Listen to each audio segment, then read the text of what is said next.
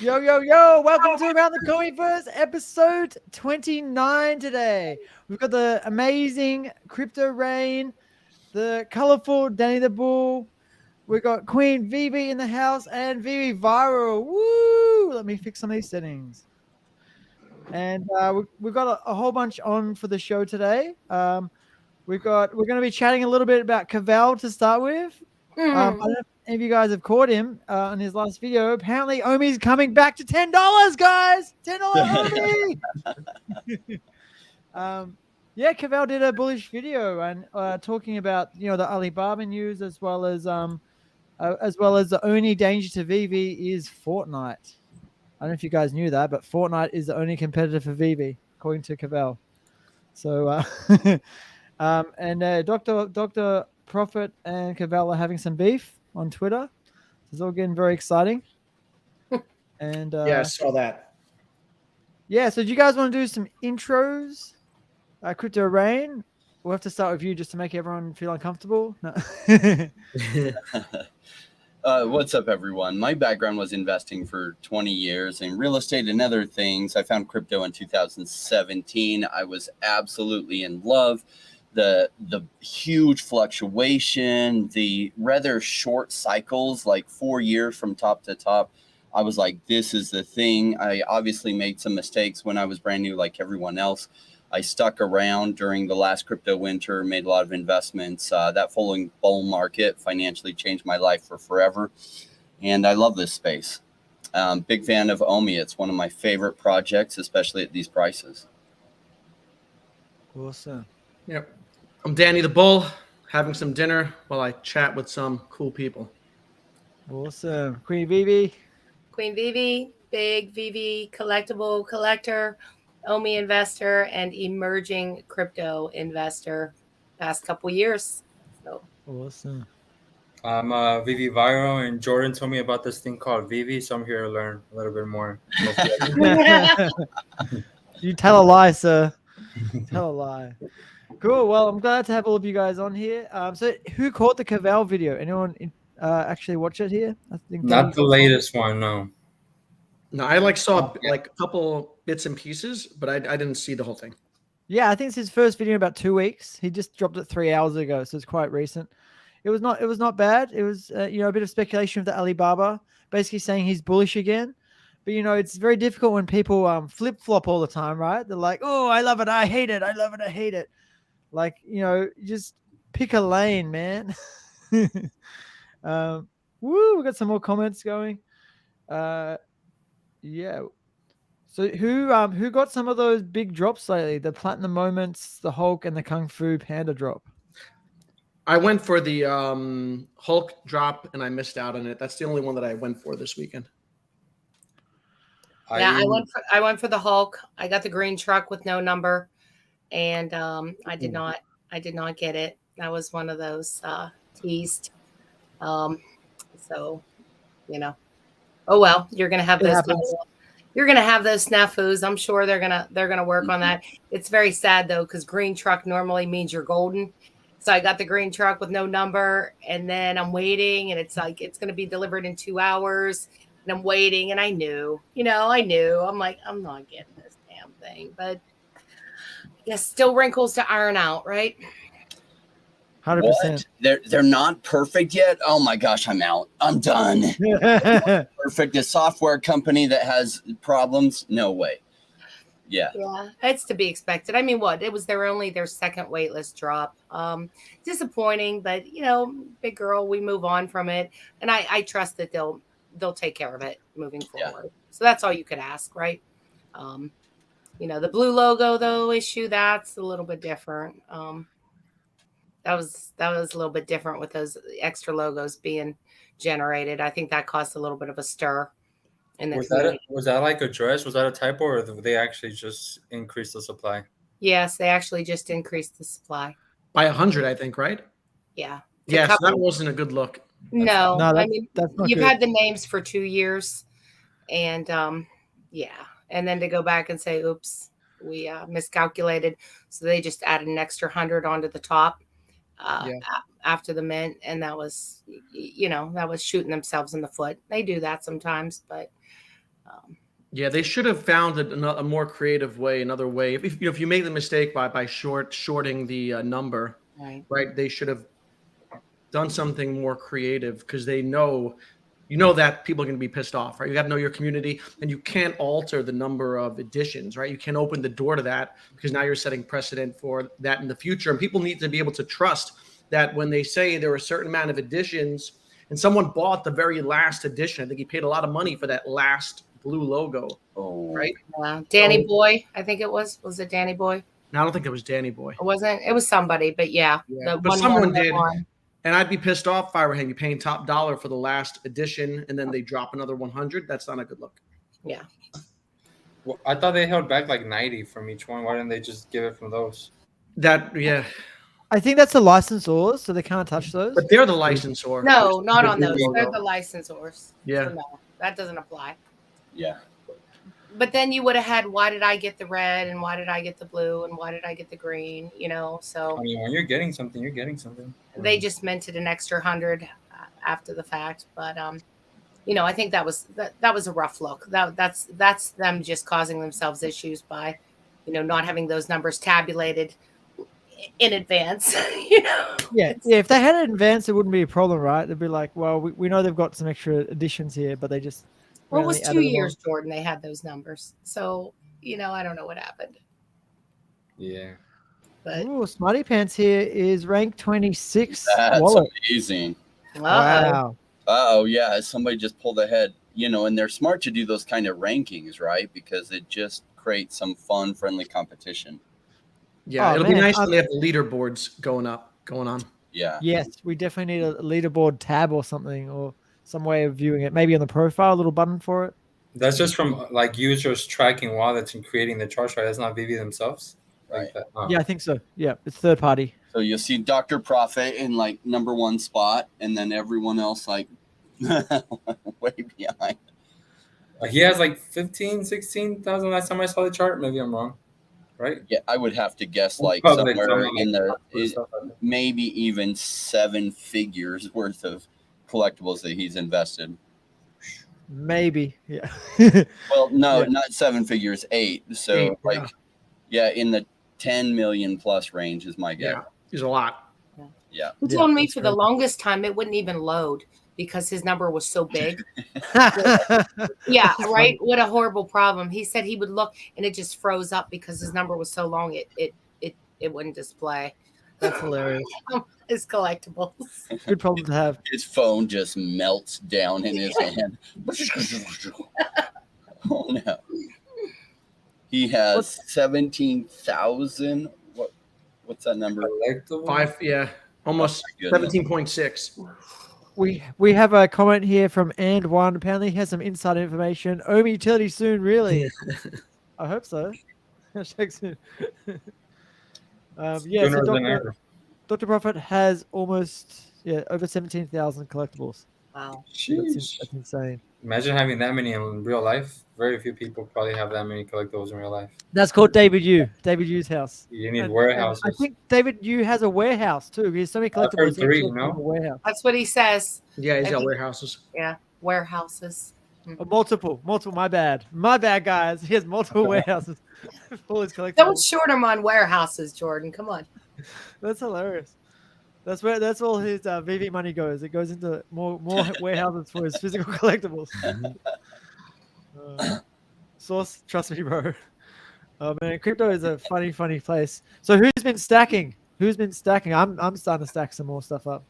I bought my Nemo bag today, I think, because I that one I did get lucky with on waitlist, and I got like number 690, so I was able to sell it a little bit higher, like 150. And then yesterday I was like, it's back at sell price, so I bought it back. And then Nice. Smart. and I bought a lot of just cheap FAs, like mighty ones and King, and like FAs that were under 30. Been adding a lot of those. Yeah, we went back and spent some money on some of the DCFAs, especially with a nice rate on those. The Joker, Penguin, those are all pretty low. Plus, if the fees on those are still at that old 2.5%, so those were looking pretty nice to pick up. So we picked up some of those, and of course, I picked up some logos. I still really like those logos. So Is that this all season 1, right? Is 2.5% fee? the DC, no, all the DC stuff I know is 2.5. Yeah, but Did Marvel drop in season 1? I can't remember. No. No. no. So yeah, maybe so all of season 1. Yeah, all season 1 must be 2.5% Okie fee. then. dokie. The artist, I don't know. I don't know what those are. Back to the Ghostbusters. Future. Yeah. Wow. Yeah, I've got a lot of season 1. So I probably collected the most in season 1. I had almost all of it. That's a Well, small season. I don't know how many drops, but there was not that many drops all of season 1. Yeah, there wasn't. Yeah. Do you guys remember we had to wait like 1 month between drops? It was crazy. Yeah. And then the drops would fail. Like there was the technical issues we used to have, and like it's pretty damn smooth now overall compared to where it was. And to get it delivered, sometimes it would be like 7-8 hours. Oh, I remember that. I remember you'd be like, did I get that thing? And then it would just appear. Yeah, it was a fun time. What's funny is the early days are always rough, right? And so it does smooth out over time, and people complain in the early days. They're like, oh my gosh, it's not fixed. It's not working perfect. And it's like, that's what the early days are like. If you had invested in Microsoft in the early days, like it was a crap show. Microsoft was. They had some good things, but when they rolled out their software, it was like not fit for development. And like I never downloaded the first Microsoft stuff that came out. I waited for like months until like it was working before I would try and install it. And yet Microsoft did incredibly well. So I think Comey's way on track, and they're like doing a good job. A perfect job? No. A good job? Yes. Are they better than most of the other stuff out there? Yes, by a lot. Yeah, you know what it is? A year or two feels like a long time when you're living it and tuned into the space, on a minute by minute basis. But when you scale out over a period of years, you see that it's a fraction of the time in hindsight. Yeah. Yeah, and even though I was disappointed with the green truck and the Hulk, it is understandable. There's going to be bumps, and that was just feedback, which that's what you give them, and I'm confident they'll fix it. But to me, that's not fun saying this didn't go so well. A little disappointed in the way this went down. I still love you guys, but fix it for next time. So, DC NFT, which I like. I have plenty of comics there too. Their wait list, they've been running wait lists for months now, and they still have lots of glitches. So overall, the Hulk experience was still, even though I didn't get it, was still smoother than my DC experience, because that will take sometimes an hour or two before I find out, or it's loading, and then I get to it, and then it refreshes, and it makes me load another hour. This is so much more stressful than just finding out instantly. Yeah. In DC, I've only gone for the Superman drop, and that was super like glitchy, and they kicked me out. It was really frustrating. I was online. Is this on Palm? Is this on Palm? The Palm? Yeah. So, I've done NFT drops on Palm, and it's really not fun at all. Has it at least gotten better from that Superman drop? Although I'm sure they don't have the volume that they had that from that one, yes. But yeah, like you said, it probably hasn't been as much anticipation. Yeah, Superman that drop was wow. that was crazy. But a lot of VEVE people were so well prepared from it really, those are the people that stuck with it and kept going, and they ended up being successful in it because they'd seen it, done it. So they just kept persevering. I think it took us a while, but we knew from VEVE how to keep going. It took me like 2.5 hours to finally get it on the secondary market, because even that was glitchy. But I was like, no, I'm gonna get it today. Awesome. So, have you guys been watching the OMI price? We spiked to 0007 a couple of days ago. Each day for 3 days in a row, it spiked and then gone down, spiked and then gone down. Yeah. I think this may be some suppression. I know there were some large sell orders around 000 top of 6. So I think maybe there's somebody trying to keep the price down for whatever reason. Maybe they're stacking more. I don't know. Definitely, with such low liquidity and volume, it's very easy to be manipulated at the moment. But as soon as we got a really good comment here by Brandon Davis, and he said that they might drop all utility exchanges metaverse at the same time. Like that would be insane.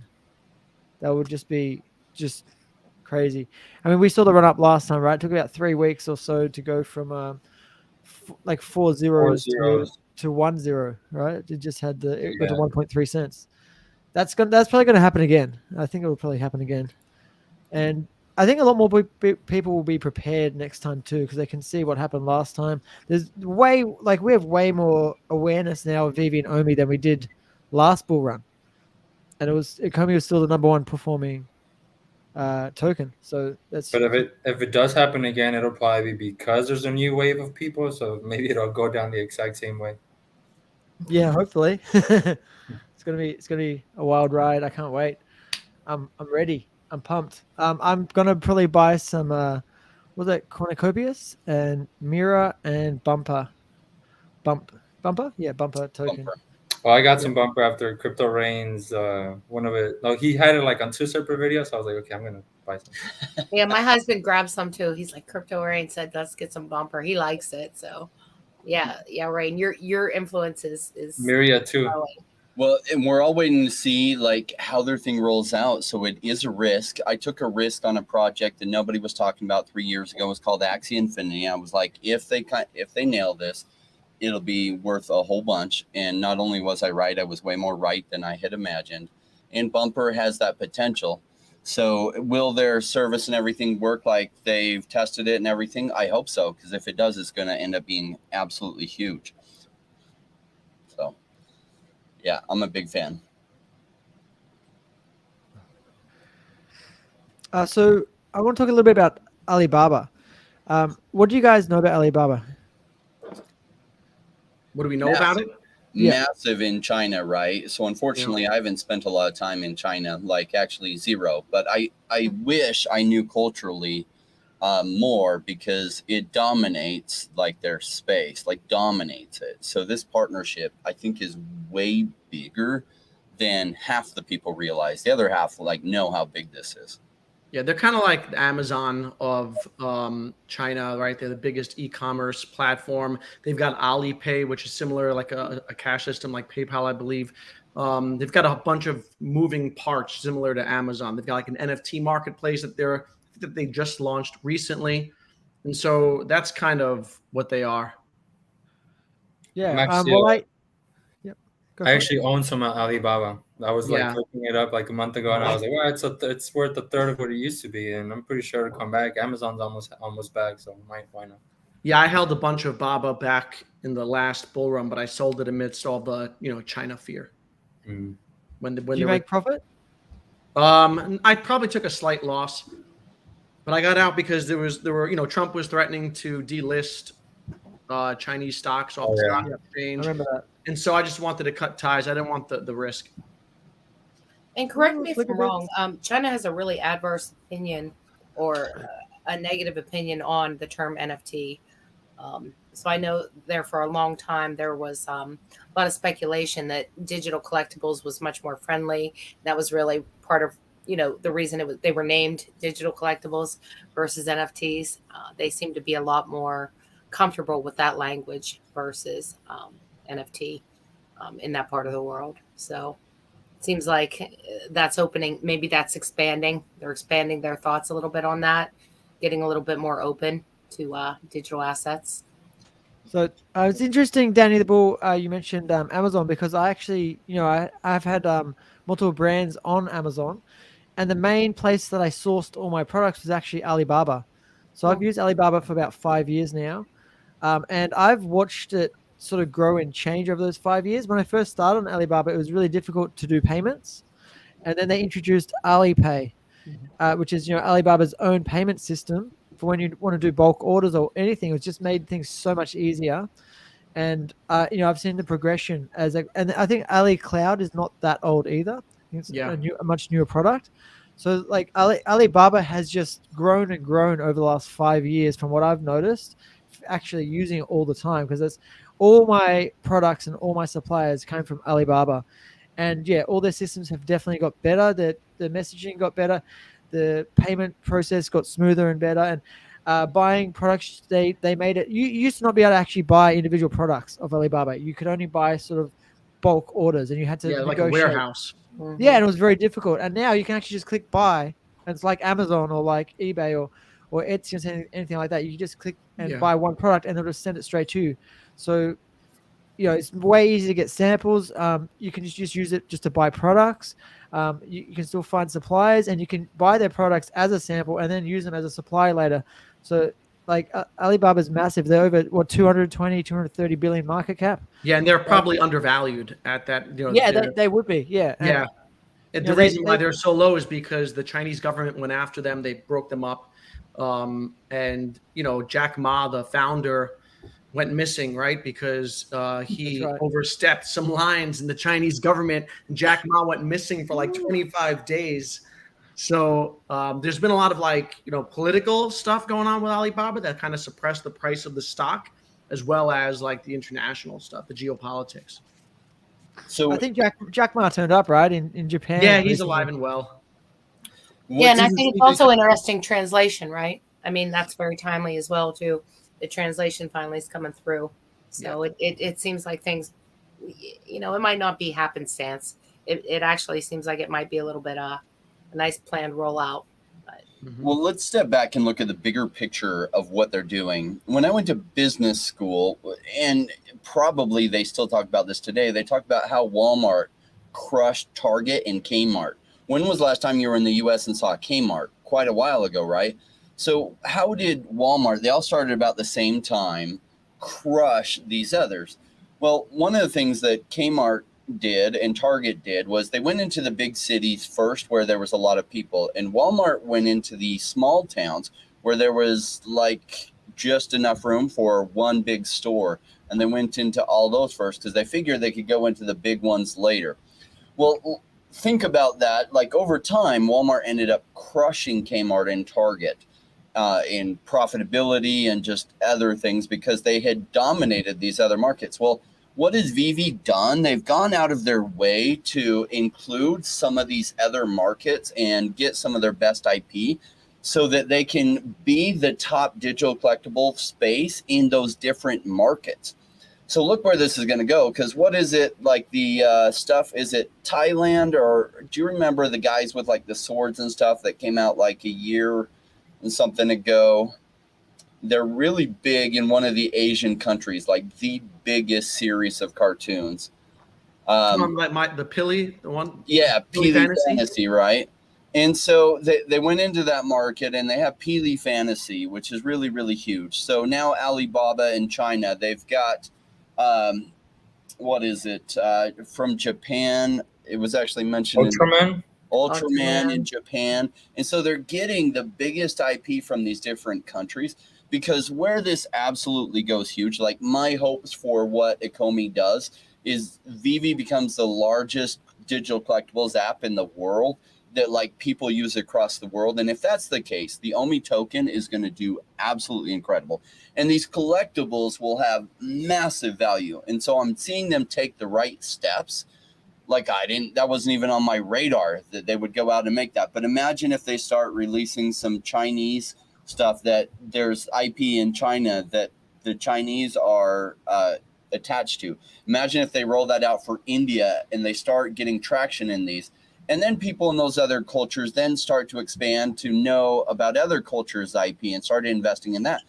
Just like I bought a bunch of Pili Fantasy. Did I know anything about that? No, I don't even know that much about it. But as that goes big in that market, then it'll probably go really well. And what's great is like people start becoming interested in intellectual property from other countries. And this is how VEVE becomes the biggest app in the world for digital collectibles. And they're taking the right moves. And a lot of people are just like, I don't know if they're overwhelmed or they don't see the strategic pieces falling into place because they haven't thought about the bigger picture of how do you make an app that for digital collectibles that dominates the world. And I'm seeing them taking those steps and I'm like, smart. And the translation, like I said, I can't stress that enough. To me, I'm not going to want to buy something, even if it's Superman or Spider-Man, if I'm looking at all Chinese, so to me, I think that's a really big deal to where people can actually open that app and see that in their language, know exactly what they're, I really like the way they rolled that out and the way it seems to be rolling out. can you see this down the road becoming the largest digital collectibles app in the world? Because they're taking the steps towards that. Now, we're still early days, and so sometimes it's hard to see what it's going to look like in 5 years. But yeah, as they roll out the language translation, people can read it in their own native language. They're making the steps that this becomes huge. And when these collectibles really have value is when the millionaires and billionaires, and China has a lot of billionaires, so does India, they start getting interested in these flex pieces. Because Dr. Profit, like, there are people all over the world with that kind of wealth. And imagine they start coming in and they start buying like 17,000 collectibles. And for them, they don't care about the price. They're going to sink $20 million in. And they, in fact, the higher the price, the better. That way they can say, hey, yeah, I picked up this, Spider-Man Secret Rare and for, 500,000. And that almost is a feature to them that they paid 500,000 for it. And that's where mint numbers might really start to make a big play. I don't know if you guys are familiar with Silicon Secure, like for the longest time, and David as well. They're very interested in 888. And, if you guys know, like 888, in the Asian culture is just, really significant. One of the most expensive phone numbers ever sold had the most 8s in it. So, even things like that we don't even think about in the US will start to play in the market. So people that were thinking ahead, years back, collecting like those kinds of numbers and stuff, they're going to be rewarded if you were thinking years back and it gets to that point. So yeah, it's crazy how efficient it makes it. I mean, VEVE and just digital in general, because like I would not feel confident buying a collectible online from like a country on the other side of the world. Because I was like, what if it's just a scam, and how am I going to go about it? They're in another country. My law enforcement is not going to care that I got scammed. Or like, there's nothing I can do. But here's just like a safe way where you could sell it to someone in Argentina or buy it from someone in Japan like instantly, and not have to worry about storing it. And it's just, I can see why a lot of people like me that were not otherwise collectors would just be like, you know what, let me make this a small part of what I do. Yeah, I know on YouTube, when YouTube sort of focus more on other markets, YouTube grew massively. I actually know some YouTubers that they started channels in English, just on I guess just YouTube.com, and then they've taken their YouTube and they've moved it to like the Spanish community and other places like that, and Mr. Beast is translated killing it. Yep. They blow up. They actually have more subscribers in the Spanish community, right? Than it's just absolutely crazy how when you go like localization and multi-language, things can blow up. So if VEVE does this correctly, man, we don't even know how big it's going to get. It could dwarf Netflix numbers, and that's not an overstatement. That's just a educated guess prediction if they do everything right. How much does Netflix have? Like a couple 100 million? Over 100 million. See, I don't think it'll get.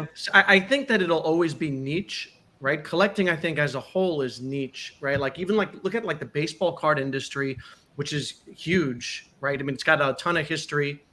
60 years, you got cards that sell for millions of dollars. There are still only less than 1 million people who actively collect baseball cards, right?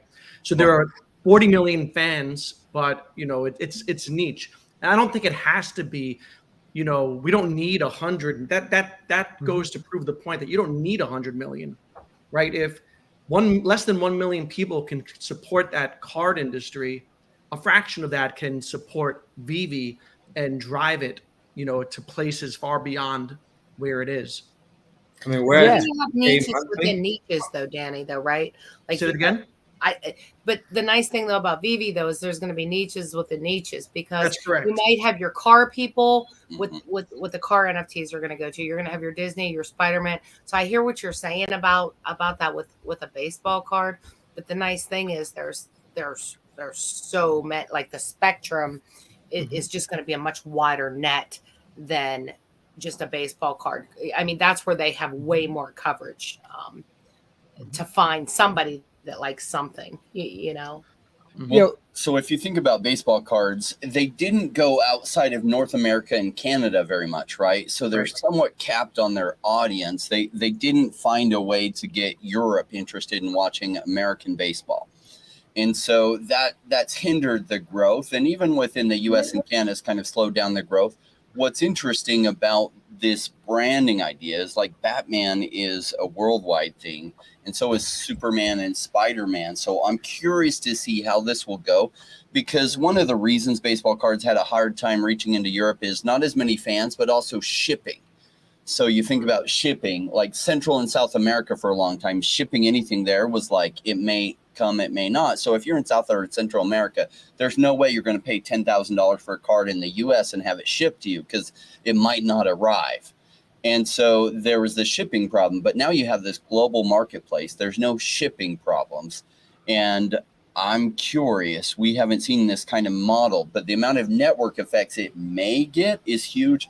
And remember, crypto goes in waves. So when crypto goes in waves, sometimes people that would otherwise not be interested get interested in it. And so I'm not completely sure how this is going to turn out. It's kind of like that movie about the building of the atom bomb.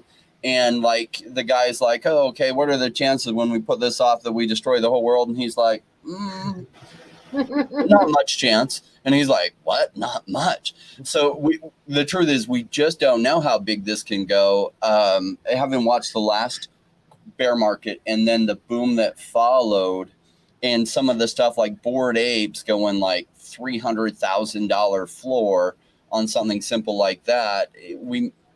Whereas we have digital collectibles on an app that can go worldwide, we might see some crazy stuff that are a little bit unfathomable right now to think could happen. But we don't know. Like, it'll be at least decently big. It could be massively big because of that. But yeah, I like Danny's point. It's a bearish point, but it makes me bullish. Like, to think that we only have 20K monthly users. So we mentioned 100 million for Netflix. So even if we had half of 1% of Netflix users, that's 25x as many from right now. And my guess is 25x as many users would mean Floor is doing more than 25x because of the way market caps work with limited edition collectibles. Mm-hmm. Yeah, and that's bullish, like you said. Like, it seems like a bearish statement, but ultimately it's bullish because you realize how many more, like, you exponential, like if you go 25x, right, the user base, that's 25x the Dr. Profits, right?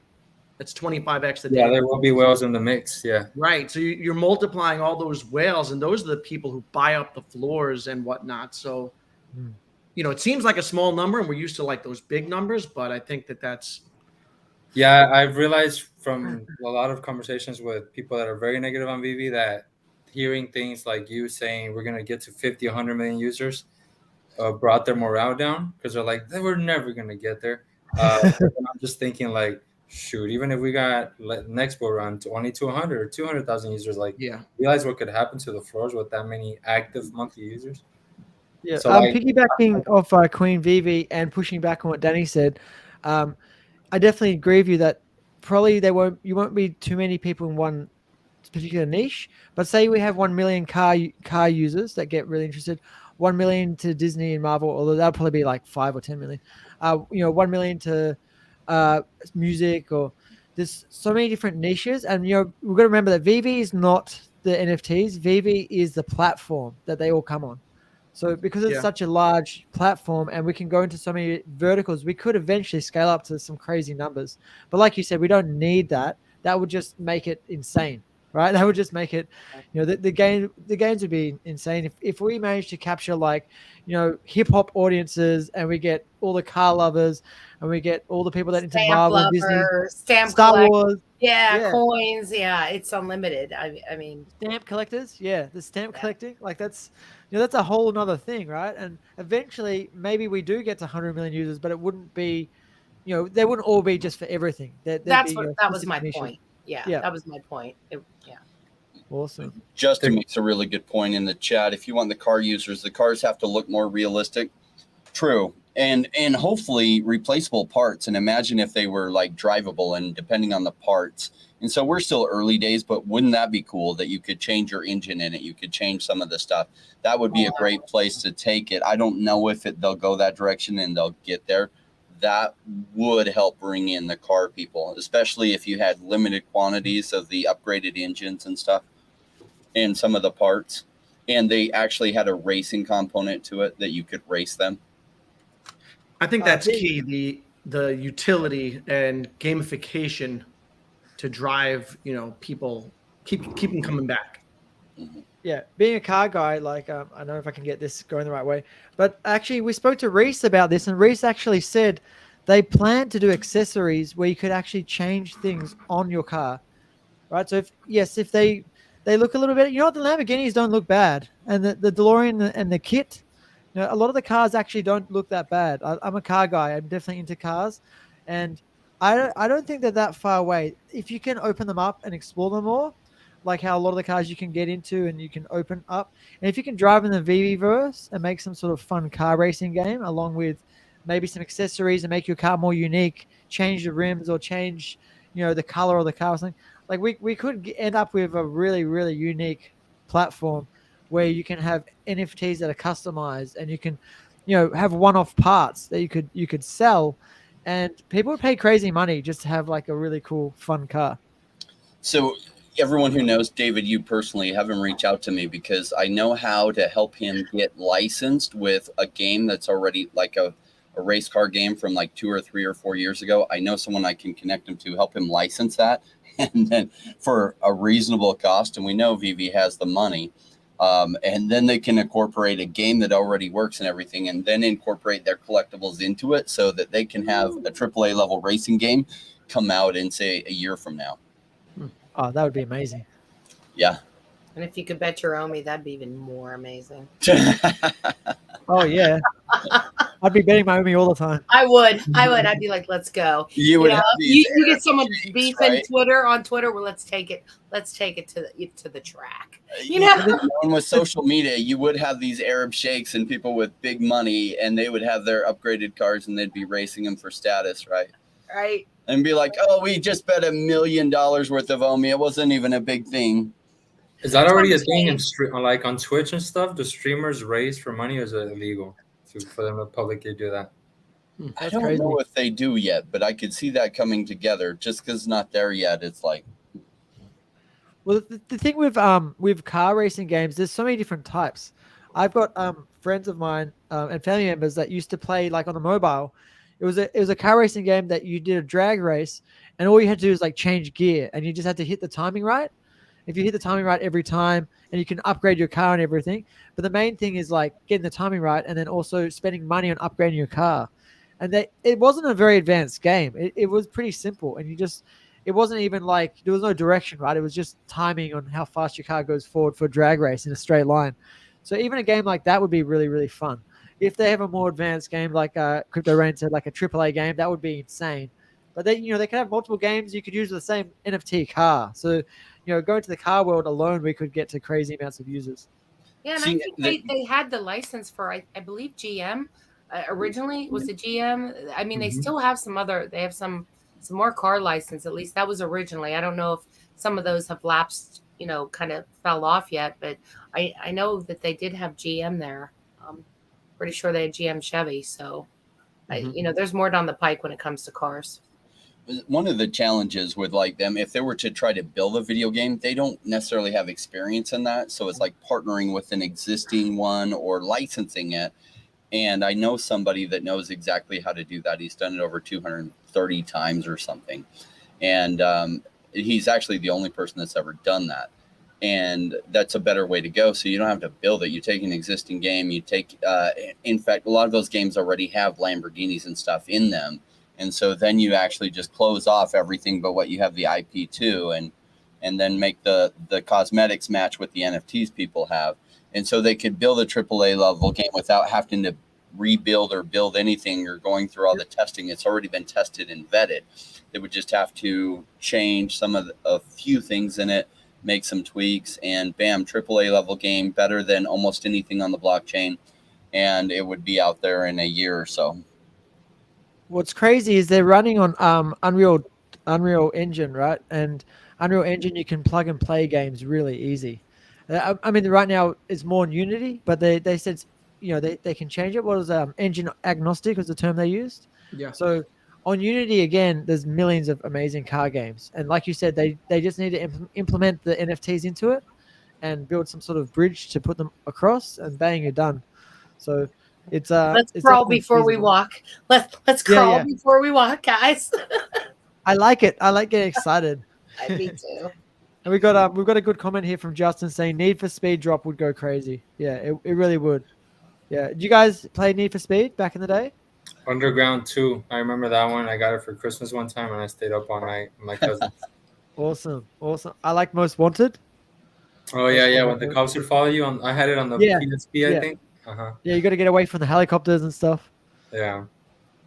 There's like heat levels. But they basically were the ones doing what VEVE does now. Like they were getting licensors of real models and putting it in the game. Yeah, Need for Speed Yeah, did really, I like really well. that they did that, like real cars, right? So then people that know their cars are more incentivized to play it because there's a reality to it, especially if they're car people or they want to be car people. They want to own those expensive cars, kind of like they can test drive them, which is a phenomenal idea. Well, they've got Fast and Furious, right? It's supposed to be coming. We have that well, VEVE has that license over too. a year, yeah. Yeah, we didn't get the drop though, did we? We didn't have Fast and Furious. No. There's a lot of stuff sitting on the sidelines. That one was there from the get-go, I think. Like when I first found VEVE, I think that's one of the ones that was on there. Yeah, I've been waiting for Fast and Furious. Come on, let's go. Let's do it. Anyone catch Fast X? The last Fast and Furious. I've lost track. There's just so many. There's a ton of them. Yeah. I think X, it must have been the 10th Fast and Furious. I was a huge fan of like the first 3. I was a kid, and the first 3 are the best. Yeah, I used to take my son to them, but he outgrew them.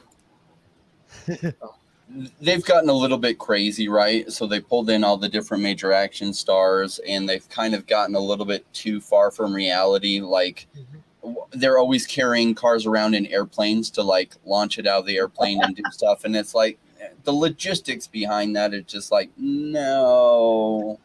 Well, you don't do that. You don't carry your Lambo around in your plane and launch it. Come on. I don't even know billionaires that do that, right? So like only Tom Cruise. Only he would jump off. Oh yeah, I just saw the new Mission Impossible movie. Man, that's insane. You guys have to see it. Yeah, I need to.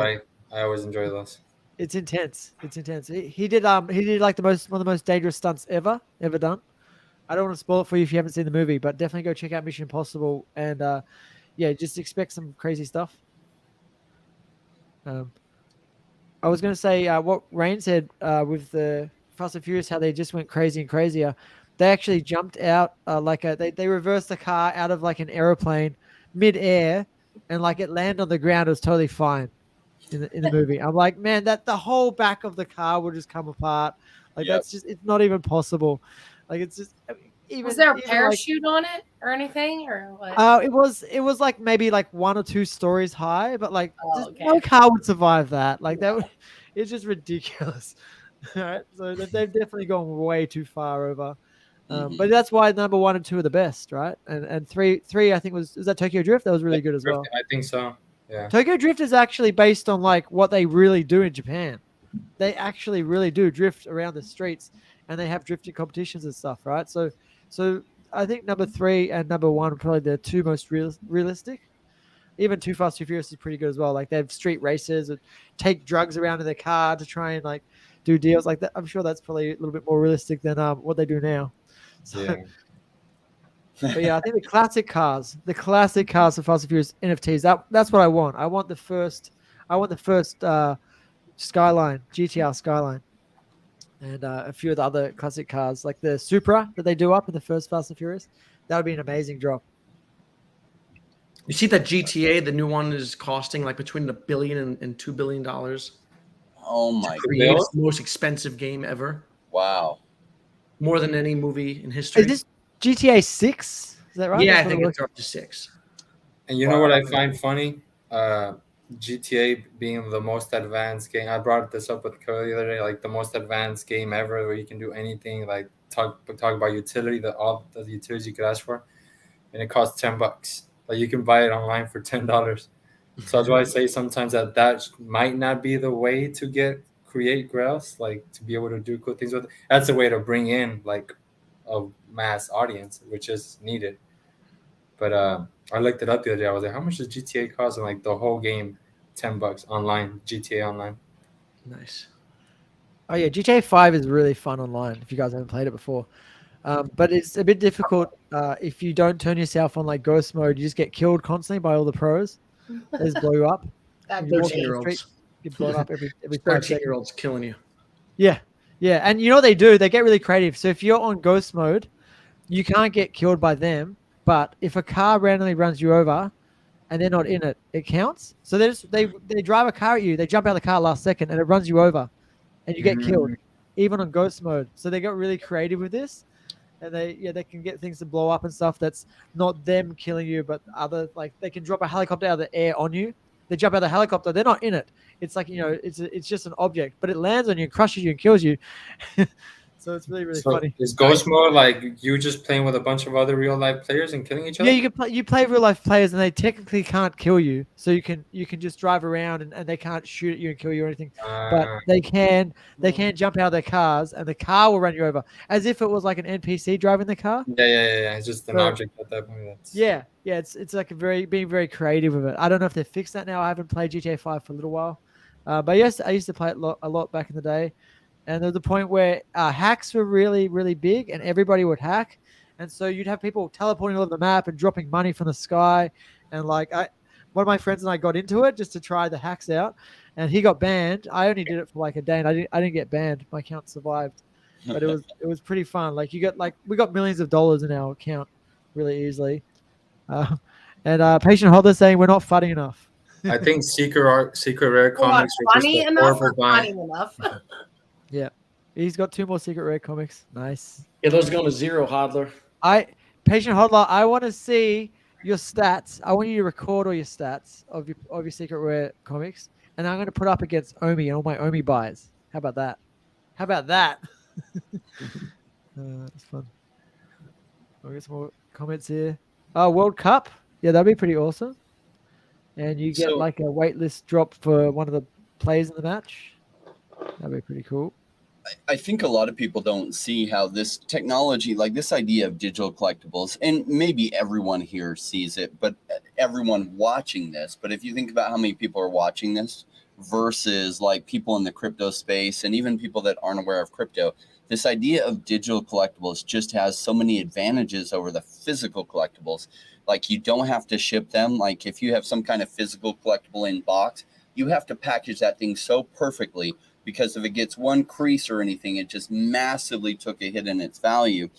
And you have to store it perfectly and all these things that you have to worry about, as well as like if you're in the US, people in other countries aren't going to want to order it because like, Central and South America, they tend to open it up and double check for contraband, and that's going to damage the box. And so that market's completely out. So from anywhere in the world, you can sell it to anyone else in the world with no damage that happens. And people say, well, because no damage happens, then like you don't have decreasing or you don't have more scarcity of it. And it's like, well, what does the scarcity is the number of collectors that come into the space versus the total collectibles that are out there. As long as you're picking the stuff that when new people will come in, say 5 years from now, that they want, that they missed out on because it launched 5 years prior, and now they're willing to pay a really big price to get it because they just want it. And so I don't know that VEVE is going to be the dominant player in 10 years from now, because this space is going to be absolutely huge in 10 years from now.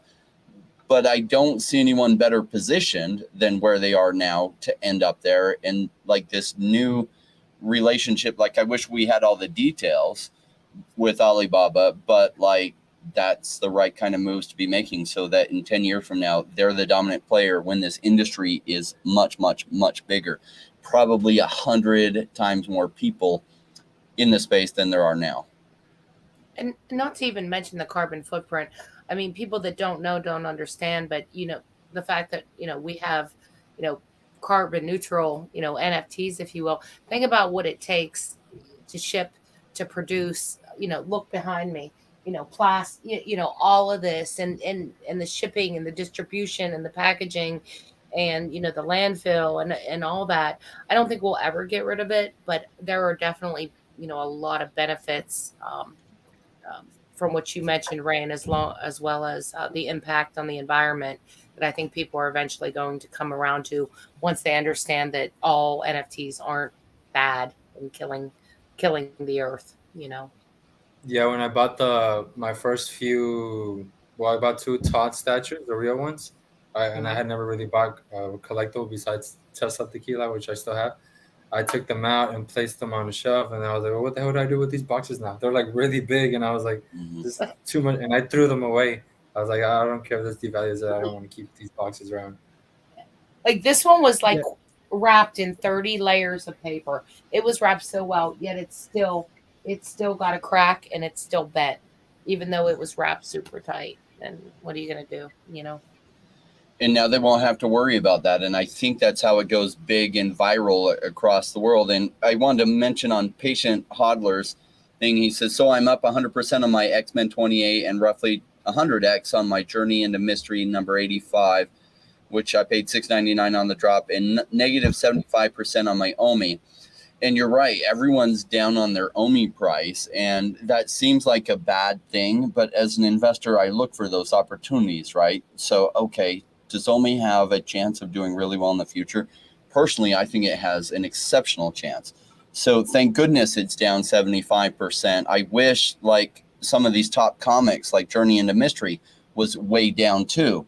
And I wish some of the other ones like Spider-Man 300 was like way, way down. Because I'm not worried about what are the prices next week. In fact, I want them to be as cheap as they could be.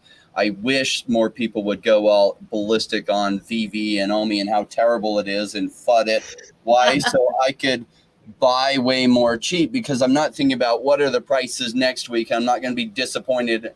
In fact, I pray that prices go down 10x from here, that they go down, to 10% of where they are now. That would be like Christmas. Why? Because I'm thinking about what are the prices going to be in 2 years from now, 5 years from now, 7 years from now, 10 years from now. Because there's no way I'm selling them until they're like at these thresholds that get me super excited. And the vault values have been creeping. I know a lot of people are saying it's because we don't have MTL, but I have noticed. I mean, just look at like Partners. It's about 3.3 right now. It hung around 2.2 for the longest time. I think we got a real boost with the Disney, with Bob Iger and the Apple glasses and some of the patent information. But the vault has. I've noticed. I've been looking again. They are starting to creep. It is starting to creep back up there where I haven't seen it in a while. So maybe that is a result of MTL, or maybe that's just a lot of this news coming down the pike, kind of exciting people again to jump in. I don't know. What do you guys think? I think it's probably a mix of both, because there is just in general a lot of people that have been very negative on Twitter have been saying a little bit more positive things, and then some of the new developments like localization, even though that probably didn't bring in new people already, it made people already here a little more confident. And then of course having no ability to pay out means some people that would otherwise sell not. So Matthew here says he's up 1,200 gems since last week. 1,000. Yeah.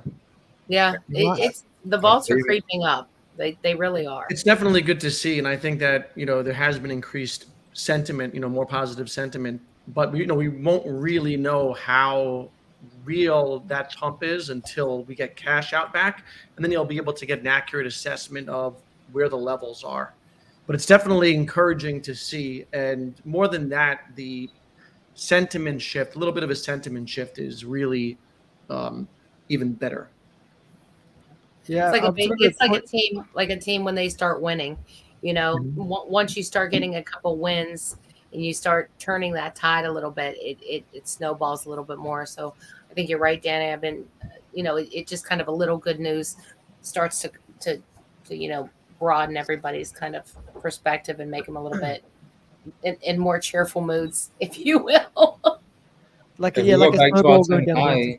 Smarty Pants vault is going to be worth like $5 million. Yeah, so I was actually going to talk about Smarty Pants' comment there. He says more fun to buy NFTs, and I fully 100% agree. Definitely agree it's more fun to buy NFTs. But like Crypto Rain always talks about, I like to buy the boring thing.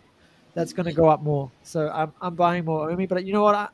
I'm going to buy some more VEVE NFTs soon. I think I want to get the Kung Fu Panda. I might wait till at least the price settles down a little. And yeah, it's going to be really exciting. I'm sure everyone's going to do really, really well that's in this space. Not financial advice, of course, but I'm really excited for the future of this.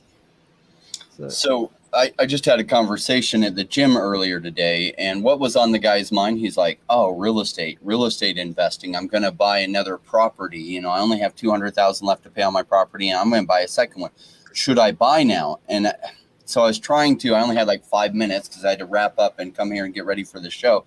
And I was trying to help him understand that, like, this idea of buying when it's boring. Like, real estate has been really hot all around the world, and where's everyone's mind?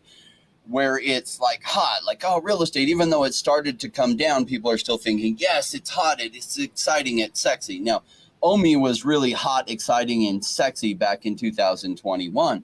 Why? Because it had already gone up massively. Is that a good time to buy Omi? No, I was saying buy this Batman thing, this Todd McFarlane Batman. It's on the app. You can get it for 80 gems. Oh, but that's boring. And I'm like, frick, yes, exactly. And they're like, what are you talking about? I'm like, yes, you buy it when it's boring because it will later be sexy and hot. And so how did that do? Well, it went 200x from that $80 price or that 80 gem price. And it got really exciting. The collectibles are still more fun than the Omi token because you can't like look at them. You can't spin them around. So they'll never be quite as exciting as the collectibles. But the Omi token itself has declined in value for the last 2 years. So it's at this very, very extremely boring point. And because it just seems so boring, so many people are missing out on it. Like there's a token in my portfolio that I've covered a number of times, and it just went absolutely crazy. It went literally 10x over the past few days. And people, like, I was covering it forever for a while. What's it called? Maybe I bought it. I haven't checked. I bought a bunch of the ones you talked about. It's been a good year since I covered it, and it was very boring. What is the token called? It's a Cardano ecosystem token. Let me find it. Never mind. I think these are ETH. Yeah, and all of a sudden it went absolutely crazy. Iagon, and it's up 10x, right? So people are like, oh, should I buy it now? It's like, no. Yeah, but it might keep going up. Well, yes, it might. But it's no longer boring. So what you're doing when you're buying after it's like 10x is you're hoping that it continues to go up. And it's already 10x. I don't know. Like, obviously from right here is showing a pattern that probably it's taking another leg up. So it might go up some more. But for those that bought it when it's cheap, if it goes up another 20%, that's another 2x from what they bought at. But from here, it might go up 20 or 30%, and then that might be done. It might go up several more legs, and maybe you get a 60 or 70% return, but then you're done. But the risk point now is so high, whereas like when it was boring, people just slept on it and didn't pick it up because it was boring. Yeah, things are definitely less. Collectibles, that you're buying any boring collectibles that you feel? Yes, I can show some. Well, let me show you some of the things on my mind because we can. I'm curious what you're finding boring collectible. I want to yawn when I hear these. Okay, so Electra. Into mystery. I'm falling asleep. That's so boring. Yes, and the uncommons. This floor price is unfortunately the uncommons, but the commons are more expensive. But this is the first appearance of Thor. It's a really, really big deal in comics, and so it's 50 gems just sitting there right now, right? But the first appearance of Thor, it totally helped save the Journey into Mystery franchise. Now, I didn't know all this stuff even a number of months ago, so I asked some people with comics experience, and they're like, Journey into Mystery 83 is a really, really big deal. So I know it's a comic, and some people don't collect the comics. I think the comics will be huge. Even when they first launched, I was buying Marvel #1s. Like the people that got the common, even though they paid $7, they were dumping the commons for like $3. And I bought like 50 of them, and I would have kept buying them, but I forgot. I kept sweeping the floor, and then the next day I'd sweep the floor, and then the next day I'd sweep the floor, and then I just forgot. So I only ended up with 50 of them. But Journey into Mystery 83, I think, is a big deal. Spider-Man, the first appearance of Venom, which is Spider-Man 300, I think is a big deal. let's see if I Is might. that the very scarce one? Let's see. Daniel Lee's buying. Go Daniel Lee. Um, okay, so this one, and there's a low supply on this. Like, there's only 10,000 editions, but like, this is a gem. And so this is, I don't know comics, so I talk to people who do know comics, and especially this is a really big popular one, and there's only 10,000 editions. It makes a really good combination. As far as collectibles, right? This is the one so many people aren't thinking of, and it's Darth Vader, not the TIE fighter. The truth is, like, the vehicles in Star Wars don't tend to do as well. I had a friend that followed Legos and other toy collectibles, and Darth Vader is the #1 Star Wars hero that people collect. Way more than Luke Skywalker. And I know that people are still like really hyped on the Luke Skywalker and the Luke Skywalker Secret Rare, and there aren't very many of them. But remember how hyped this was a year ago, and yet now look at where the floor price is. These were going for 2,700 gems, 3,500 gems, and people were like, I have to get one of these. Okay, so now they're all the way down at 620. Now is the time to get it, and it's backwards from what most people do, because what most people do loses them money. You don't want to be doing what most people do because it's not going to go well for you. The other one, like, if you don't have 620 gems, that's okay. Just get the commons. The commons are 47 gems. Yeah. And so where could they go? Well, say they go to 4,000, or say they go to like 500 or 1,000, and you bought a bunch of them. What I like about going with the commons over the ultra rares is you can get a bunch of them. You see, I have 20 on this account alone. You can get a bunch of them, and then you can just take profits on them. Rather than say have one ultra rare, you could get 10 commons for that price, or 15, and then you can easily take profits on them when the price does do well. And they're easier to liquidate too. It's easier to liquidate $100 collectible versus a $2,000 collectible. And let's look at the Omi price where it's at. Like, okay, so boring, right? So what's funny is there was a line out the door to get Ecomi. It doesn't even show 2021 on these charts, but I guess no. There was another big climb way back here, and it was at 1.4 cents. And like everyone was like, oh my gosh. And you know, you had Andre Jick from YouTube, go ahead and buy some and everything. He put in like 250,000 into it at over a penny. And this is when the line out the door should be, but there's not, because 95% of the people do exactly the wrong thing. And that's okay. Like they don't realize they're getting into investing. They don't take the time to learn about investing. They just FOMO in and don't know what they're doing. And of course, when you're new and you don't know what you're doing, you usually do the wrong thing, and they don't stick around long enough to get good. But look how it's bouncing off this resistance and doesn't want to go below this line. It's hit it twice. It's gone up, and it is having trouble breaking to the upside. But over time, this pressure is like trying to hold a big old beach ball underwater. And the longer it trades sideways down here, the more momentum that when it comes up, it's really going to come up. And so this has me really excited. And some people say, but Rain, can you guarantee it's not going to go down cheaper? Well, please go down cheaper. I mean, could you give me a Christmas present? Could you go down another 90% so that I could dollar cost average in even cheaper? Please, like, can you over the next 6 months go down 50% or 90% from here? I wouldn't cry. I would be like, okay, great. Let me buy some more. As long as a meteor doesn't strike David Yu, if that happens, I might have to rethink my positions. As long as he's alive and kicking and making the kind of deals he's making, I am very bullish on Omi. Do you see? We've got a comment here saying you will place Jack Ma, Asia Bridge imminent. Also, I want to shout out. We've got 100 viewers right now. Thanks for watching, guys. Really exciting. We're not going anywhere yet. Just putting it out there. We're at 100 again. We hit it last week as well. So this is really exciting to having over 100 live viewers. when I started this show, we probably started with maybe 30 to 50 people generally watching, and it's starting to grow now, which is awesome. Just wait until the bull run. Yeah, that's right. That's right. Now, who's going to San Diego Comic-Con? Anyone here? I got my New Nope. York Comic-Con tickets. Nice, nice.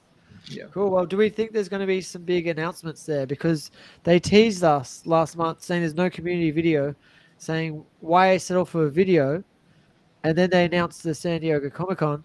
So maybe there's something brewing there. What do we think? Probably. I think that, I mean, I always get excited about the Comic-Con events, and then they always usually end up announcing Marvel, a new line of Marvel collectibles. So that's what I think is coming this time. I am looking forward to the next community update. There to see what's going on and see what's ready to be released. Awesome. Yeah, They did a new app update today or yesterday, right? I saw someone Right. show a screenshot. What was the update? You can customize like your notifications for waitlist and a few something like that. I believe. That's good. For the so when the notification comes to you? Yeah, I think like how long you wanted to come. Like, do you want it to come to you 5 minutes before, 20 minutes before? Yeah, they're making these incremental improvements on the VEVE side of things, which is really encouraging, and something like we're seeing it like every couple weeks. Even if it's something small, it's still something that's moving in the right direction. Yeah. So all of that is encouraging. For me, I'm just waiting for them to now do that on the OMI side of things, because that's when I think this whole thing comes together. And I think, speaking to what you were saying, Rain, prices are down. Psychologically, it's harder for people to buy low, right? That's like the psychology of it. It is. Right. But it's less risky to buy at these levels than 100% less risky to buy now than it was during the bull run. What's, I think, messing with people's minds is them questioning if they'll get these things done. We've got 9 months to the bull run, which is still a decent amount of time. And in my mind, they just need to get a couple of things done on the OMI side. The ability to purchase OMI in the wallet and get OMI to NFT out, and then maybe get an exchange listing sometime early 2024. And then I think we're positioned for the next bull run. And tickets and accessories would be nice as Tickets well. and accessories. Bronze tickets, yeah, bronze tickets. Woo! I know Dr. Stuff goes crazy over those bronze tickets. But even if you get something done on OMI, right? I guess people are losing faith and they're losing trust. Even if you give them something on the OMI side, they'll at least be able to see that something else is coming. All right, now we got OMI to NFT. Now I know that the tickets are coming and they're serious about this, because one of the narratives that exists is that they only care about the VEVE side of things. So I think they need to dispel that, get some stuff moving on OMI, and then it's going to be dope. It is kind of like a perfect scenario, like Rain said, because right now everyone in the community is like, they're never going to do anything for OMI. But meanwhile, they're telling us explicitly, like releasing articles that OMI utility is coming. That's one of the priorities. And it's like, oh, so they're literally telling us it's coming and the price does not reflect that at all. And it's just for someone that's willing to wait it out. Of course, there's a risk involved. There always will be, and there is. But I like this equation that we have of the community doesn't believe it, the team is telling us it's coming, all as a halving is approaching. Matt G here says that there's a 3 billion of OMI buy orders and there's only 170 million of sell orders, and that's the problem. There's no liquidity. If you want to buy OMI right now, there's almost nobody willing to sell it. Is that on Bitforce? It's a lot of buy. Yeah, I literally pumped the price up 8% in one day with $13,000. That's not a lot of money to pump it up. I mean, that was for that hour or whatever, but that's just an example. Like I moved it from 0.0055 to 0.0065. So it's like if someone just bought 6 ETH, like they wouldn't even exist on the chart. That's right. Yeah, like 1 Bitcoin worth of OMI we would be out of 0.00s. That's how little it would take right now to be out of 0.00s. And I was just gonna say, what do you guys think in general, just of Bitcoin, Ethereum? Do you think it's gonna kind of stay? You think we got another little dip left before the next bull? Or do you think guys? we go back to the 20s. I don't think we go under 20s, but what do I know? But I could see us going back into the 20s, maybe mid 20s, high 20s. No idea when. I don't want to risk it. Yeah. Yeah. So I'll continue what's DCA. Yeah, I I think think it's Daniel needs possible. me to buy more Omi. Was that? I think it's possible we go back to that low 20 range. But, my style is DCA. I don't try to time the market. I'm not a trader. So being like a long-term hodler, my thing is just DCA, and it takes the anxiety out of it because I don't have to worry about timing the market. And if I just do it incrementally, and then if there's a big dip, that's when I go harder. Yeah. That's so smart. Jordan, will you share this screen? I was looking for this tweet that I shared a while ago, but this encapsulates it so well. So at $69,000 Bitcoin, the line was through the building and probably wrapped around it, right? And at 25,000, there's nobody in line. And isn't this exactly what we're seeing with Omi right now? And some of these collectibles, like who's spoken about Darth Vader or Boba Fett? The Darth Vader, as far as I know, is the first Darth Vader on the blockchain. The Boba Fett, there was a few images. I don't know what kind of license they had for it on Ether cards. So I don't know that Boba Fett's the very first one. That might be an unlicensed version or something that Ether cards had. I don't know. They had 2 Boba Fetts, but it's almost the first one. It's definitely the first digital collectible 3D. And that's a big deal. And what's crazy is this encapsulates everything so well. And people do this over and over and over again. And it's like the story I share about my real estate mentor who was worth a couple $100 million. And he would just buy when it was boring in real estate. He would wait till everyone was saying how bad the market was and how terrible. And that was his buy signal. And then when everyone's like, oh my gosh, it's the best ever, and he took that as his sell signal. So we're in exactly that market right now. There's a lot of people that might even have channels that talk about investing all the time, but they're just new. They don't know what they're doing. They don't have a net worth that they've created to really know what they're talking about. They might be good at the YouTube algorithm and have lots of followers, but do they have substantive wealth? And if they do, well, okay, maybe you should listen to them. I'm not mentioning any names, but kind of might have some ideas. What's funny is who is going to overtake Dr. Profit? Between Dr. Profit and some other person. It's hey, talking about Cavell net worth that's worth tens I of thought we were all talking about Daniel Lee. millions. I'm going to take. Look, Daniel Lee doesn't live at his mom's house. I'm not thinking of that. I'm probably going to take Dr. Profit's advice, and whatever he tells me, I'm going to listen to everything he tells me. Why? Because if somebody's giving you advice, here's the first question I ask myself. Do they have what I want? And if they do, then I'm going to take their advice. If a broke person's telling me about money and, oh, don't do this and do this, why would I listen to that? But if somebody who has all those things I want is giving me advice, somebody who's worth hundreds of millions of dollars is saying, hey, go this route and go this route with finances, I'd be crazy not to listen to them. And to argue with them, stupid. Okay, so when Dr. Profit was on Queen's Court, he told me his father ran a huge investment brokerage, and he would sneak into his office, and at 10 and 11 years old, he was making deals and making his dad's money.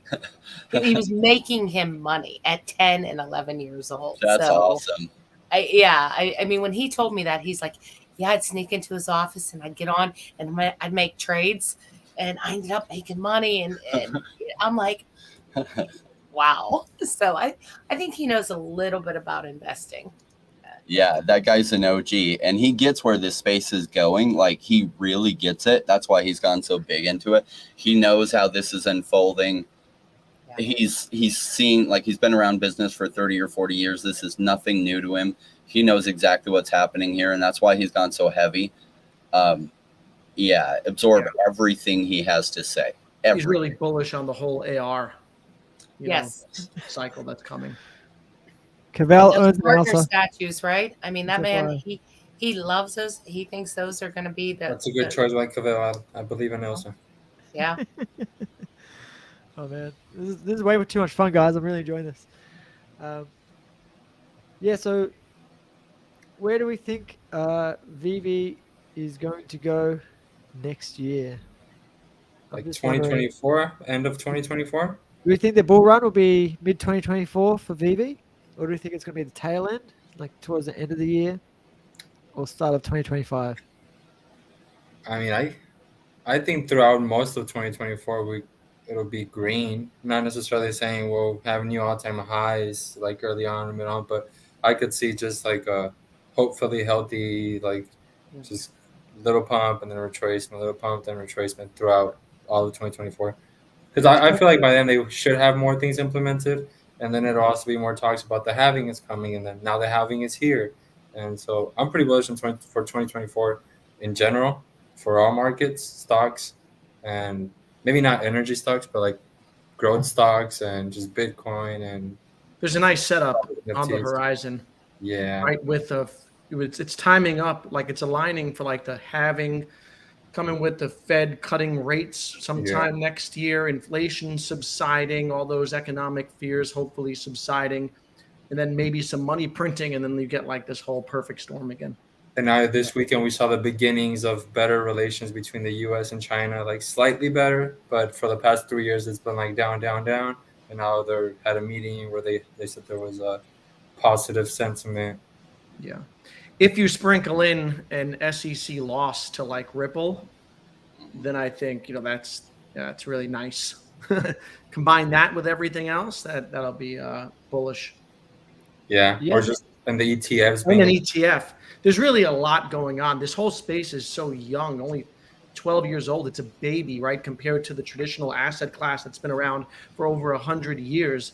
Crypto has grown exponentially. It's one of the fastest growing technologies in history. And yet it's only 12 years old. So it's very, very young. And it's got so much growth. It's going to, it's going to continue to make people a lot of money. I think Coinbase is actually taking out. So the SEC is going to lose to Coinbase as well very, very soon, I believe. They're going to be dismissed, and that'll be huge because that's going to take away all those securities, right, for all the Ethereum and other altcoins. Yeah, Jay Clayton said it well when he was talking about the current actions of the SEC, where they've taken this approach of we're going to overstep our bounds so that we might even lose some cases, but that's okay. Then that means that's the excuse that they're using for whatever reason. They have some kind of political incentives to try to destroy crypto or at least hold it back. Yeah. That's what their true actions say, why they're taking this weird approach. Oh, we lost him. SEC rugged him. Government's coming after you. The FCC shut him down.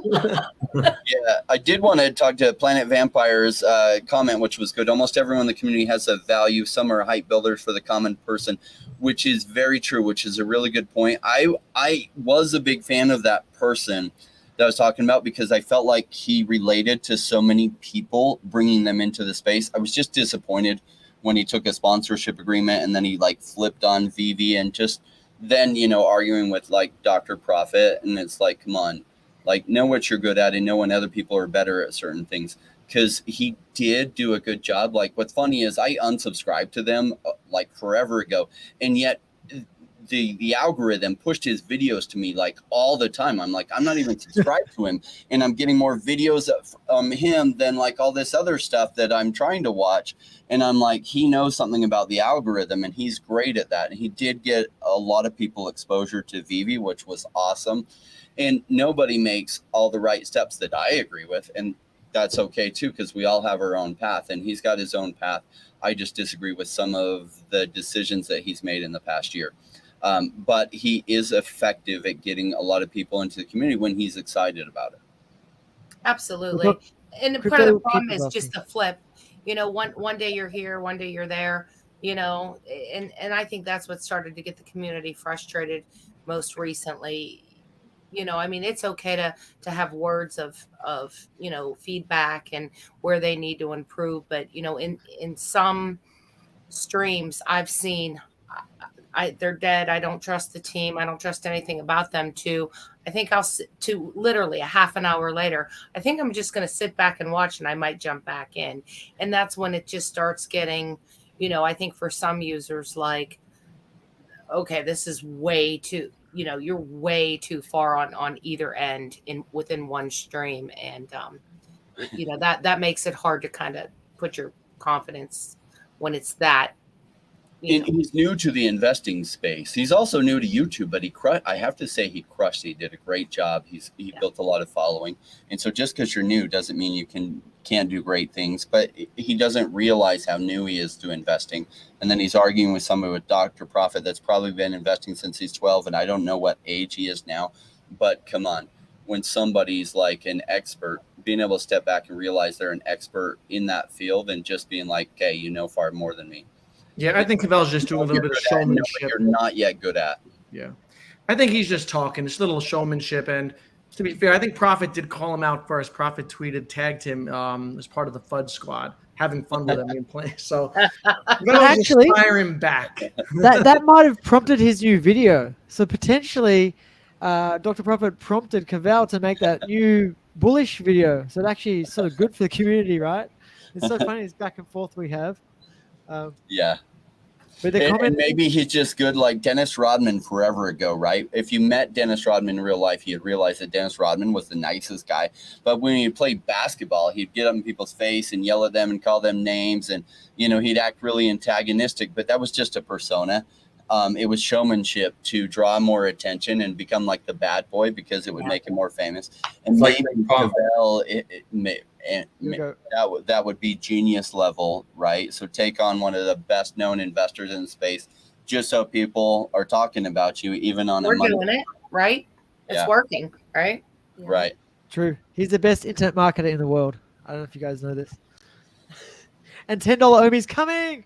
Actually, I'm excited for you. I personally will welcome anyone back. All the YouTubers. I know there's a lot of YouTubers. The other day I tweeted about Cody Thrive because he made a video and there were so many comments nonstop saying negative things. I was like, I'll take any. Hey, Ray, I don't really care. Sorry, As long as there's a conversation going.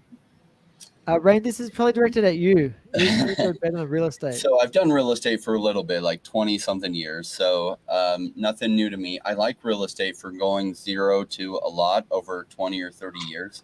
When I found crypto, I realized you can go from zero to a lot in a much, much shorter time. But with both real estate and crypto, you have to do the right things.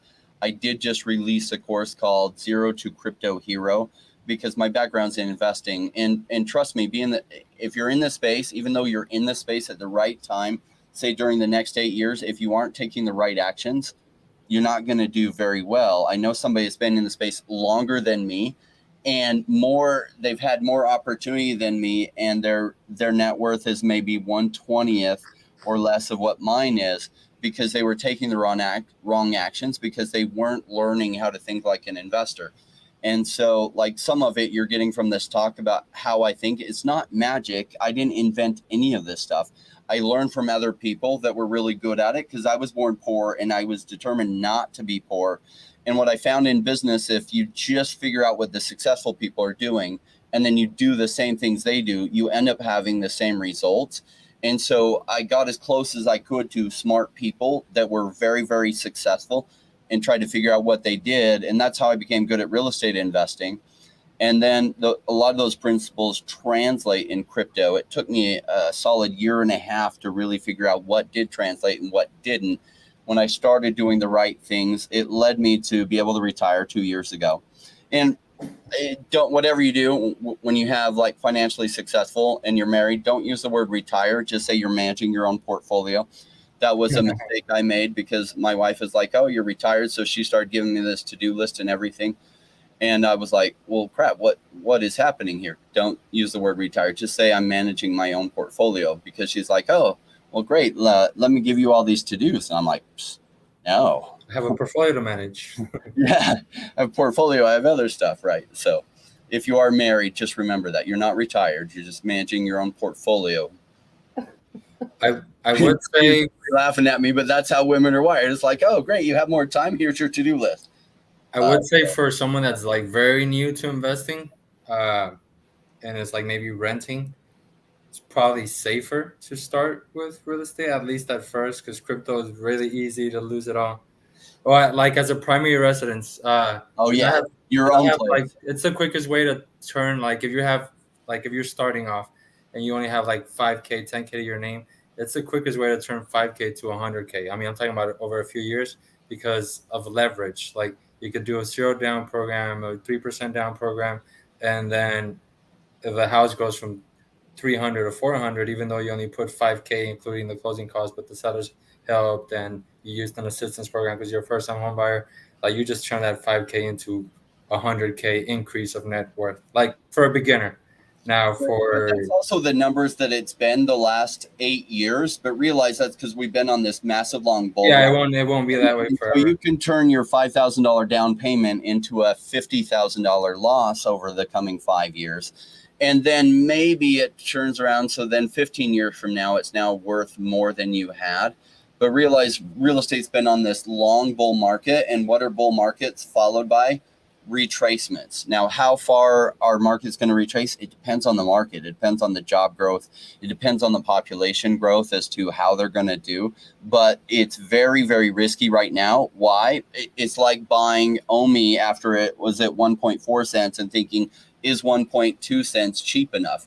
Well, now we know how that worked out, but it was just too near the top. And that's my thought on everything real estate related right now is it's just too near the top. I would rather sit on the sidelines with zero money in real estate, other than if you can get a mortgage for the same amount that you would be paying rent, then get a home.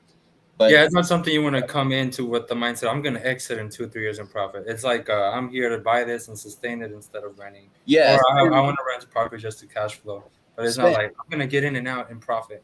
My course is $199, but I can get you a discount. So it's half off if you use Rainmaker with no spaces in between. There's 19 left of those codes so that you can get it for $99 and just watch that. It teaches you the right principles to think of. It's about 2 hours total worth of videos, 9 lessons.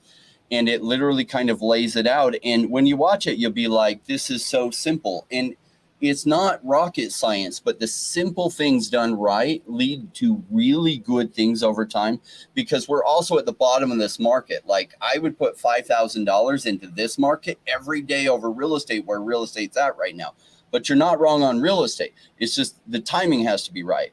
So if we're in after a massive bull market and real estate had been retracing for like 7 years and you're like, should I do crypto or real estate? I'd be like, buy yourself a house. You can get down payment assistance. You can get in with maybe $5,000 and you're going to take this nice ride up, and you got to live somewhere anyway. Why not? Because your advice is perfect. It's just depending on the market, whether the timing's good, and the timing on real estate has me very questionable. And here's how you know. Too many people are talking like real estate's the most amazing thing. Wait till everyone's saying how terrible it is, and then you know the timing's good. Like 2020. That's when I got really good buys in, because everyone thought the world was going to end. And I was like, and the rates were like 3%, 2 point something. I was like, this is. So your mortgage locked in is super cheap. Prices went absolutely crazy since then. And you could have easily gained at least $100,000 in value in some markets, literally 500,000 or 600,000 additional on top of what you bought at. I did buy again a few months ago, because in my city, they were down like 30% from the all-time high. And since then, it's recovered, but that was just for safety, not because it's going to go up as much as crypto is. Just changing gear a little bit. We've got a comment here from Jay saying Cavell had a good point in his video about Fortnite. Fortnite have a creator economy where you can create things and you get a percentage of the money from it. And he said basically the VEVE should do that with the VEVEverse, which I've heard other community members say the same thing. It is a really, really good idea if we basically let the community do all the work, right? And create amazing fun games and interactive games for people to create. And I believe they actually mentioned they will do this, right? In that VEVEverse demo they did last year. Do you guys remember that? Yeah, they said they'll have creators. Yeah, they'll give us the tools to be able to create our own worlds, right? And so hopefully, as long as we can get a revenue share on that, it would make sense. And Cavell highlighted that one guy recreated a game in Fortnite and made over $1 million from it, just by recreating a game that went viral. So that is a really cool idea. That if we can get people in the community, and we've got a lot of people in the VEVE and OMI community that would be interested in making these sort of worlds that we could all share together. And, if they can make some money from their own world, it makes sense, right? They can spend their time and effort doing it, especially if they're young and they've got heaps of time on their hands. A lot of us here, have families and kids and responsibilities and jobs and all sorts of things to do. We don't have the time to spend like 100 hours building out a world, right? But I think we should look into doing that at some point.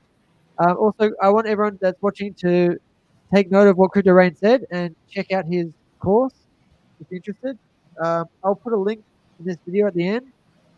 Rain, if you can send me that link later, I'll put it in. Yeah.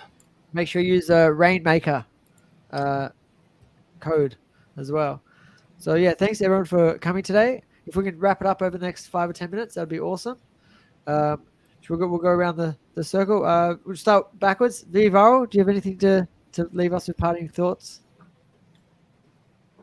No, not necessarily. I mean, me myself, I'm still dollar cost averaging. I don't want to make that financial advice. That's just what I'm doing. But I also always preach diversification, especially if you're new to this.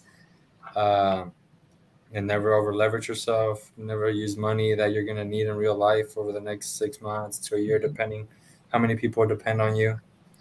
Just be safe out there. And also don't let the FUD or the FOMO get to you too much, and stick to your instincts. Awesome. VEVE Queen, or Queen VEVE, sorry. Yeah, excellent advice.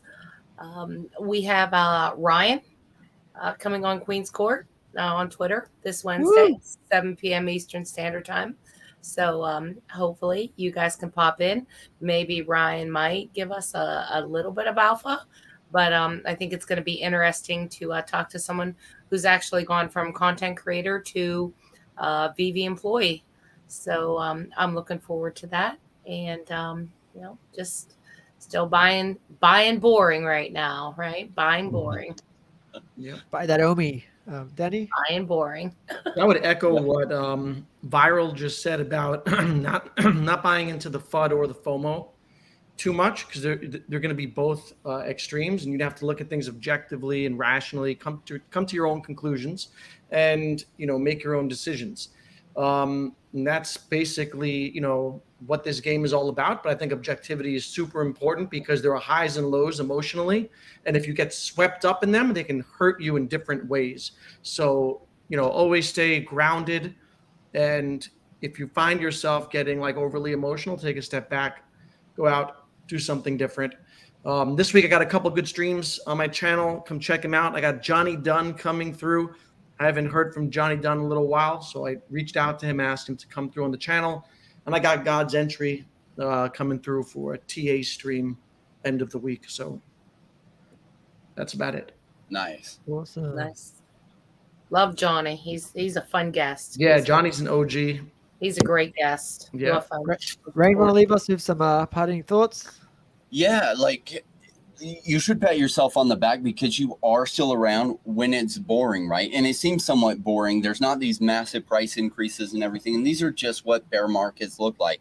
And I remember last bear market, I had a few friends in crypto that like we met each other later in real life, but we didn't even know each other in real life.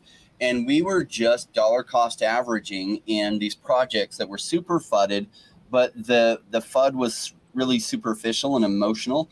And we were just buying as much as we could. And we actually kind of used each other for a sounding board. We're like, we can't be wrong on this, right? Like, am I missing anything? I'm open to missing anything, but all this FUD is like superficial, like emotional FUD, not logical. All these challenges will be overcome. And we kept buying more. And guess what? We all became millionaires in that next bull run, because we were counter trading the market, right? When everyone's like, oh my gosh, and it's terrible and everything's going to fail. And even people that stuck around, they would FOMO into something that had just 5 or 10x, and they would sell something that was nice and boring and cheap. And we just kept buying substantive things that, especially when they were FUDed, but the FUD didn't really add up to like the price discount that we were buying at, and we just kept buying more. And it sucks buying the bottom, because like I was buying Cardano at first 11 cents and then 9 cents and then 7, and it went down cheaper. And I was able to get a whole bunch at 3, and I didn't cry when it went to 3. I was like, come on, baby, go down to 2. And it did go down to 2, and I had to use the money I'd set aside for something else, unfortunately. But like, that's what bear markets look like. And like, people are saying, oh, what if OMI goes lower? I don't think it will. The chart is showing that it probably won't, but it could. And I would hope that it will. Why? It's kind of like if you had bought a bunch of Cardano at 5 cents and then it goes to 2 cents, would you cry? Or would you be like, oh my gosh, yes, thank you? Same principle with OMI. I'll only be really concerned if something bad happens to David Yu. I'd be like, man, shoot, that is a massive loss. And I guess there are a few other things that would concern me, business decisions that could massively concern me, but I'm not seeing anything that's really concerning me with Ecomi. So all this FUD that we hear is super welcomed. I'm super grateful for it, because otherwise these prices never would have hit these prices. So whoever's out there causing it, thank you to you. Whoever's dumping at these prices, thank you, because I like buying cheap. I think Jordan got rugged. Oh, Right. Jordan, he can't even wrap it up. Yeah. So some people are asking about Bumper, and unfortunately you can't share my screen, but Bumper is one that I'm big on. And they're like, oh my gosh, it went from almost 10 cents down to 8 cents. And it's like, if you were to look at the chart, it's all still fine. It is this flow. So it's trading at the bottom of this range. If it breaks down from here, just a little bit concerning, but just a little bit. Like, it was back in December, is all the way at 2.5 cents. And recently it's gone all the way up to 10 cents. And so now it's like down by just 20%. And people are like, oh no, the world's ending. And it's like, is it though? It's down 20%. Jordan's back. Awesome. Thanks so much for watching, guys. Really appreciate that. If you can please like everybody here and subscribe, that would be amazing. We do these every Monday, 6 p.m. EST. Make sure you check out our next episode, which will be episode 30 next Monday for Around the Comiverse. Yeah, thanks, Crypto Rain, Danny the Bull, Queen VEVE, and VEVE Viral. I really, really appreciate having your time on here. And my camera's gone all crazy, but that's all right. Yeah, thanks. We'll see you guys next time. Good Bye-bye. chat, guys.